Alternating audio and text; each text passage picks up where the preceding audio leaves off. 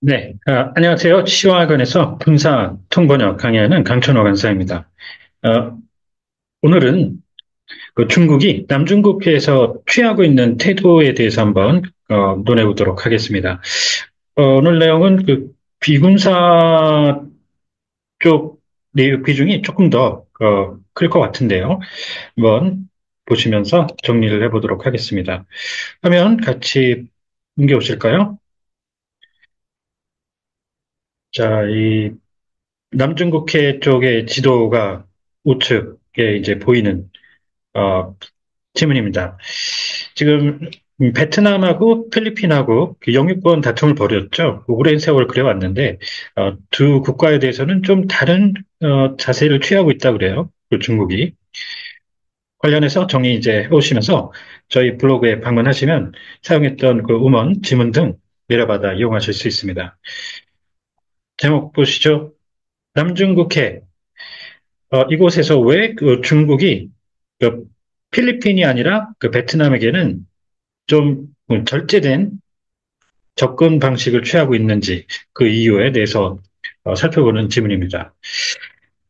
이 로키라는 말이 그 저음계라는 말인데요. 그만큼 이제 시끌벅적하게 그 떠들지 않고 좀 조용히 그 잠잠하게 그렇다라는 의미에서 이제 절제된이라는 말로 표현을 정리해 두시면 좋은데 이거랑 좀 굉장히 비슷한 유사한 표현이 있죠. low profile, high profile 이런 표현 보셨죠?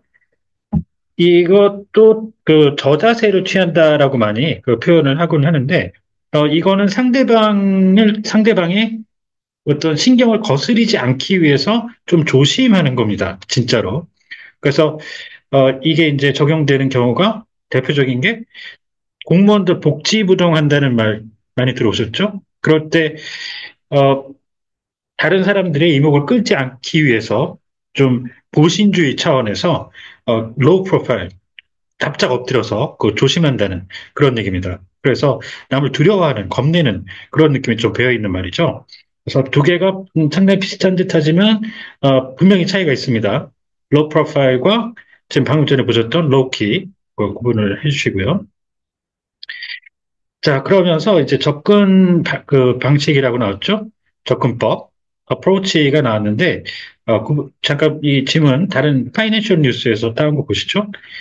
공항 관계자만 접근이 허가된, 그러니까 공항에 갔을 때 이제 그 허가가 필요하다는 접근이라는 건 액세스를 쓰게 되죠.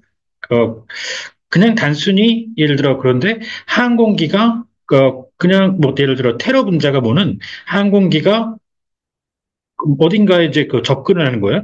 그럴 때에는 이 액세스가 아니고 어프로치를 쓰게 되죠. 그래서 이걸 확실히 나타내 주려면, 구분하려면 그냥 단순 접근이라고 그러면 좀 헷갈려요. 어떨 때는. 그래서 아까 그 어프로치는 접근 방식, 접근법, 이런 식의 이제 표현을 하고, 어, 이쪽에서 이제 anti-X, 그 A2AD 할 때 쓰는 anti-access area denial 할 때 반접근 지역 거부라고 이렇게 했지만, 접근성? 이런 식의 이제 표현을 해서, 뭔가 접근할 수 있는 그런 그 특성이 이제 부여됐다라는 그런 식의 약간의 이제 미묘한 그 표현 차이를 둬두시면 좋습니다.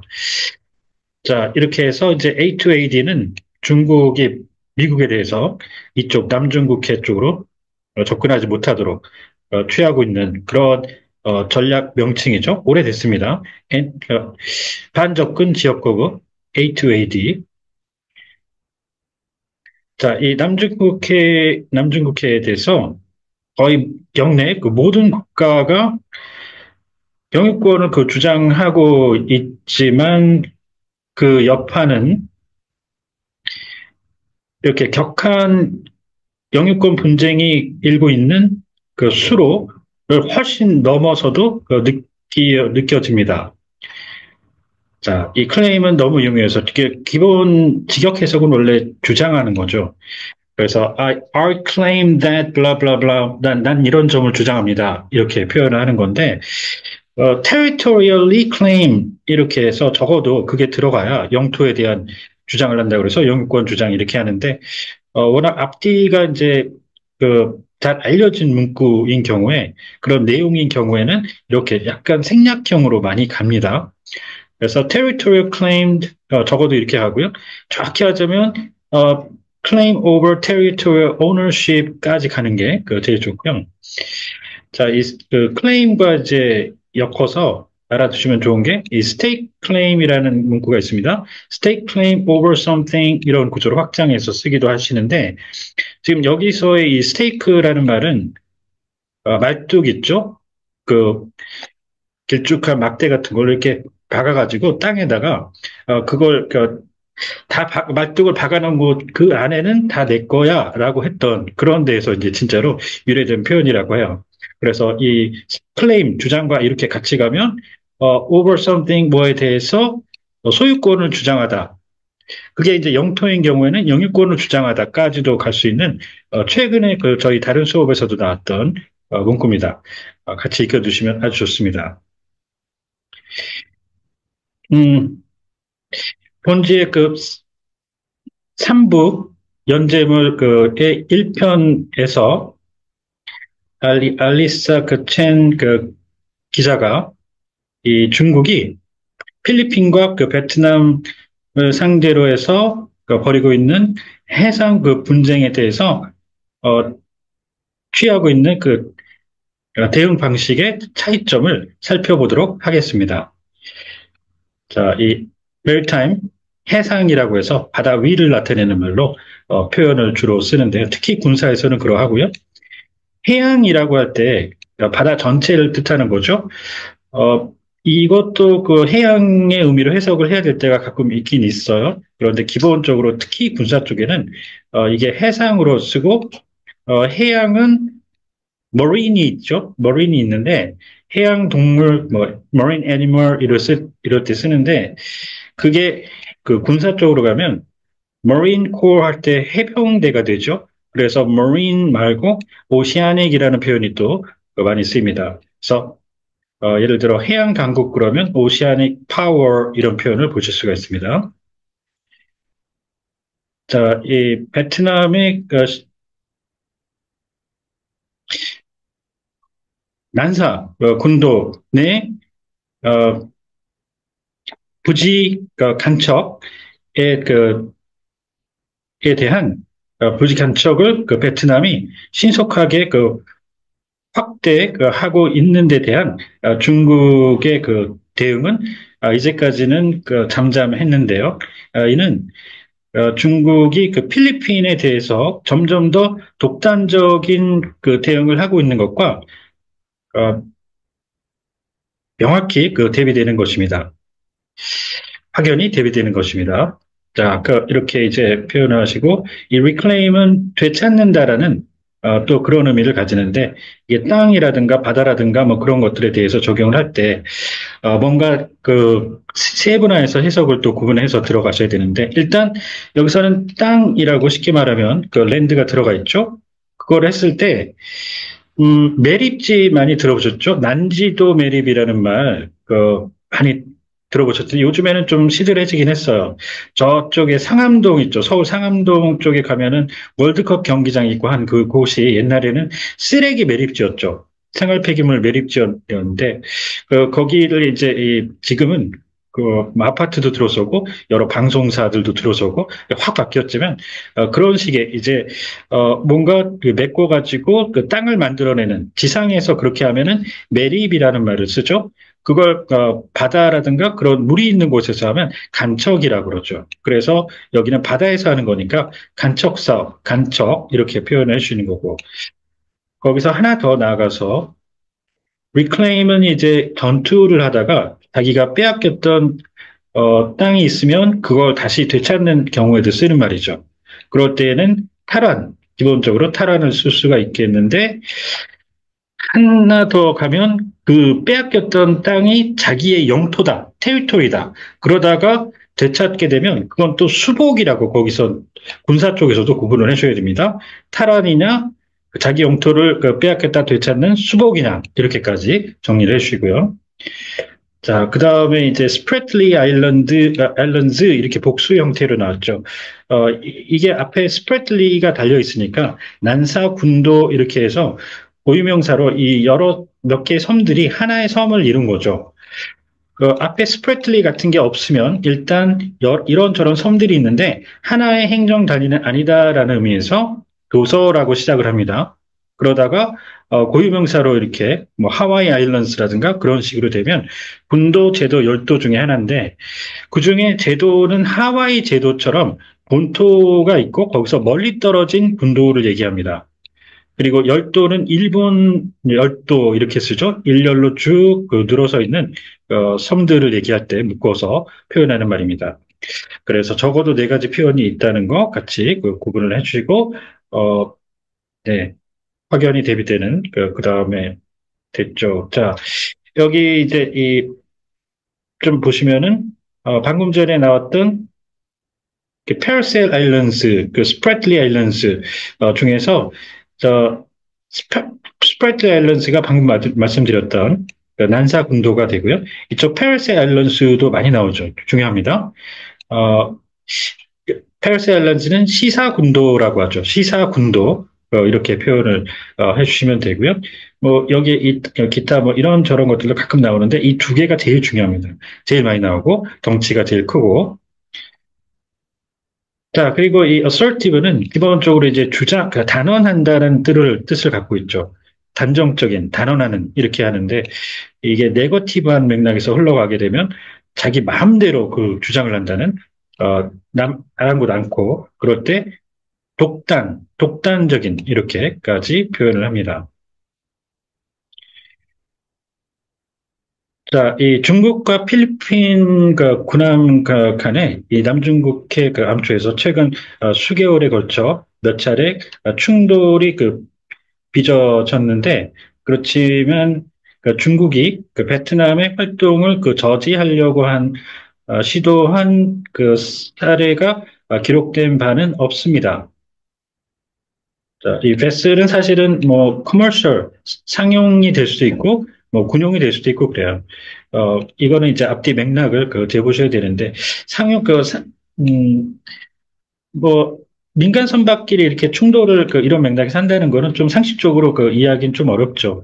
물론 뭐 민간 선박도 예를 들어 한국에 온 중국 선박인가요? 그쪽 어선에서는 막 무기 같은 거 좀 들고 칼 들고 뭐 하고 이렇게 공격도 해오고 뭐 그러긴 했는데 그렇다고 그래서 그런 민간 선박이 상용 선박들이 우리나라 해경하고 뭐 충돌을 뭐 직접적으로 물리적으로 한다든가 그런 사례까지는 없었죠 아마.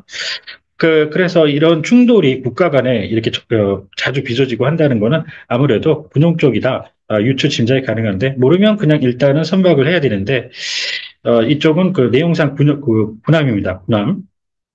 자, 이제 군함으로 이제 기본 기점을 잡고 거기에 대해서 정리를 쭉 해보겠습니다.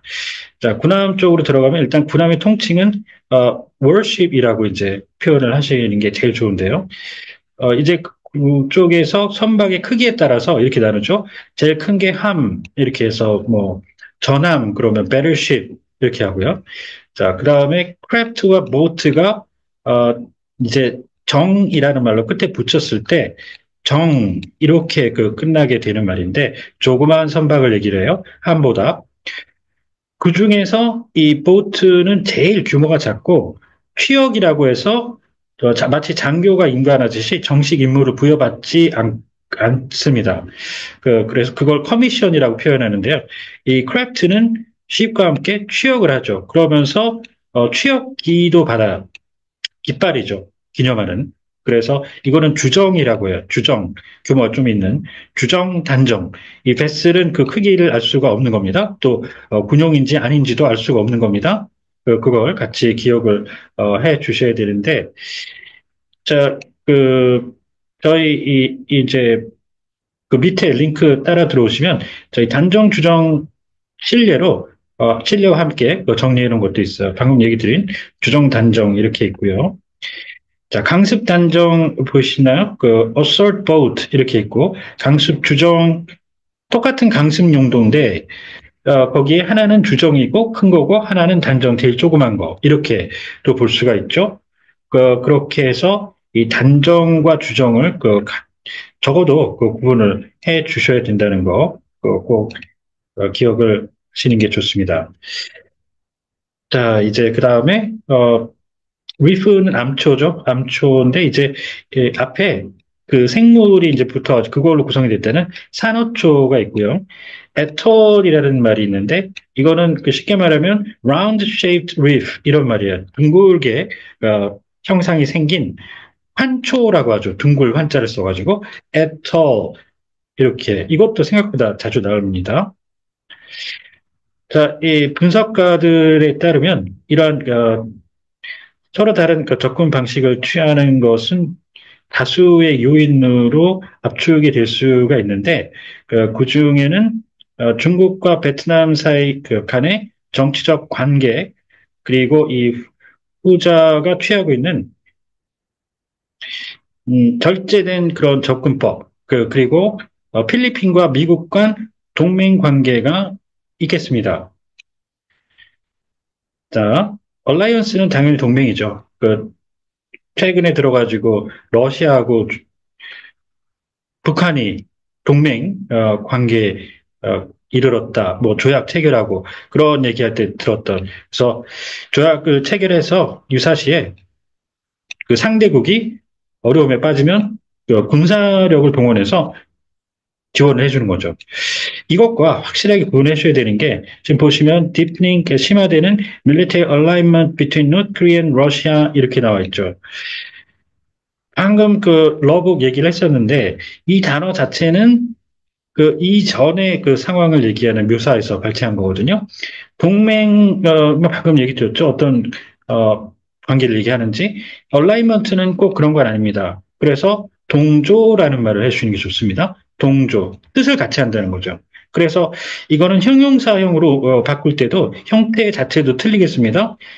이쪽은 allied with 이렇게 참 이쪽은 aligned with 이렇게 하죠. aligned with 이쪽은 allied with 동맹은 allied, aligned 동조와 동맹 확실히 구분을 해 주셔야 되겠습니다.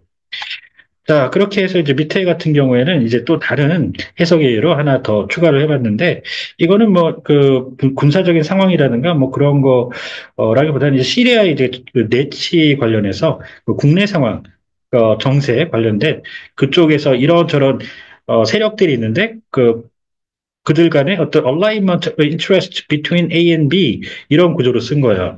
이럴 때는 이 이해관계가 일치했다라는 의미가 되기도 합니다. 그래서 비군사 쪽에서 특히 non-alignment 이렇게 나오면 그 뜻이 맞는다는 게 아니라 A와 B가 맞는다. 그럴 때는 일치, 불일치 이렇게 해석을 하는 게 또 유명하거든요. 꼭 기억하시는 게 좋습니다.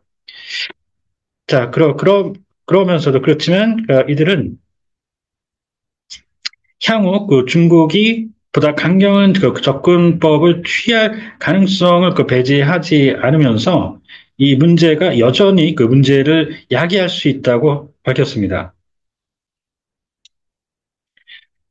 자, 워싱턴을 거점으로 하는 아시아 해상 투명성 구상이 공개한 영상 인공위성 영상에 따른 영상을 보면 전례가 없는 속도와 규모의